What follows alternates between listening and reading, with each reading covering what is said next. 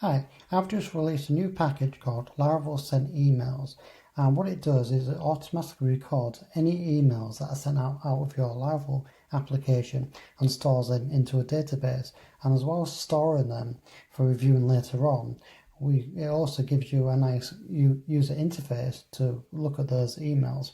So in this video, I just want to quickly show you how to get it set up and get it all up and running. So the first thing I'm going to do is install the package using the composer. So I'll put that into my application now. So a standard Laravel application. So that's installed the package, but we're not quite done yet, because in order to actually run the package and to run everything from there, we need to create the migrations. So if I can copy the migration script, and I'm going to just import this. This will just publish the migrations into the database migrations folder, and it will create a new migration for the emails to be stored in. Also, you can publish the config file. So if you want to override the routes, which I'll come back to a bit later, you can also change the views as well.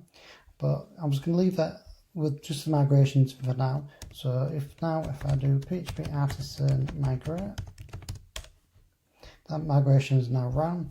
And if I go to my database and refresh, I've now got a sent emails table. So by default, this table is empty because obviously I've not stored anything in there yet. And if I go to my project, so this is just a standard Laravel application using the tall stack, which is a really nice stack to use. That's why I've got these out of the box. And I've already set up the application for logging into standard auth out of the box. That's already done. So at this point, I'm not logged in. So if I try to go to the URL to access the sent emails, which by default is sent emails, it will redirect me to a login page because it knows I'm not logged in, and you have to be logged in in order to access that endpoint. So now if I log in, and now I'll go to sent emails. So now I get my sent emails UI. At the minute, there's nothing to actually see because we've got no actual emails. So if I come back to the application, the simple way to get started is if I log out and then go to login and forgot password, put in my email address and go to reset. So what it's done now, that we've automatically fired off an email to reset my account. So now if I log back in,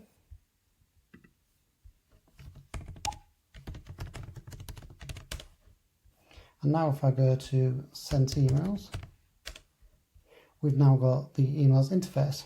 So what this does is it shows you emails down the side, and you've got who the email was from, the date it was sent, and the subject of the email.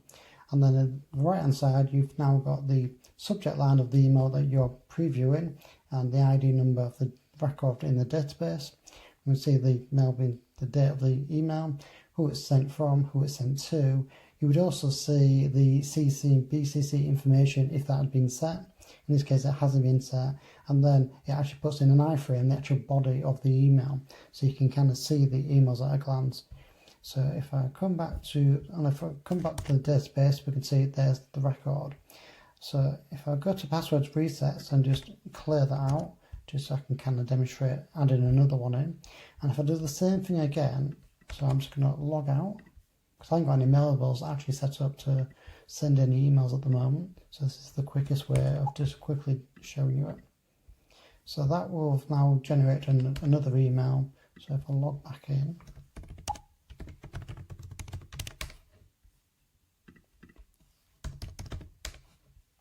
and now there's two emails showing up. I mean, they both look the same, as it's hard to distinguish between the two.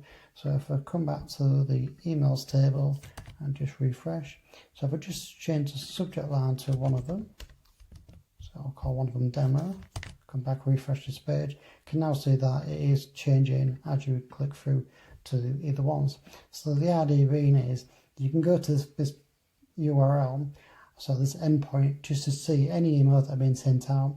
So quite useful if you've got customers who will say they didn't receive an email, you can come to here and look at all the emails that have been sent out to see if that they have received it or not. So you might not want to have this standalone. You might want to put it as part of your application, or you might want to change the URL. So you can do that. So in order to change the URL, we need to update the config file. So to do that, we'll publish the config file.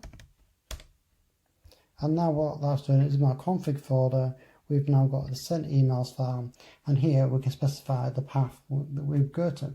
So by default, it's sent emails. But let's say we've got a content management system and you've got like a back end to it. So if we want to say you have to go to admin sent emails to access this, we can change that. And now if I come back and just refresh the page without changing the URL, we now get a 404 page, because now we have to go to admin / sent emails for it to load up, which is great. But also you might want to change the look and feel of this so it falls more in line with your application. Again, that can be done by publishing the views. So all we do for that is we grab the, if I can copy and paste correctly, we grab the publishing for, oops, there we go, our fingers and thumbs.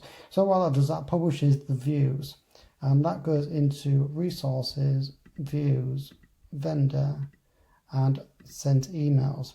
So if these exist, then the application will load these up first. If these don't exist, then it will default to what's in the package. So the index file is, this is what you see when you're looking at the user interface. So we're using Tailwind for the styling, but likewise you can change that however you see fit. You can change stuff. So just for argument's sake, let's just change the title to something else.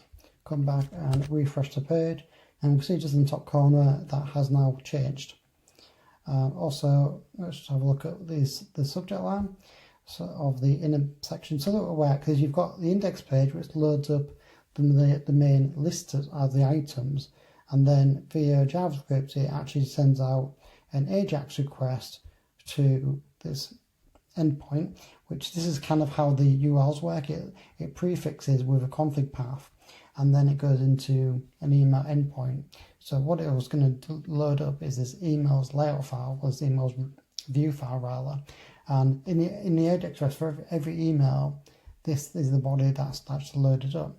So if I wanted to just change this, prefix it with something before the actual subject, I could just come here and put something before it, save it, come back, refresh the page, and now it's automatically updated, and it will do that for each one. So that way you can completely change the look and feel there so it matches with the look and feel of your application, so it looks part of your application, or you can just leave it as is as a standalone application.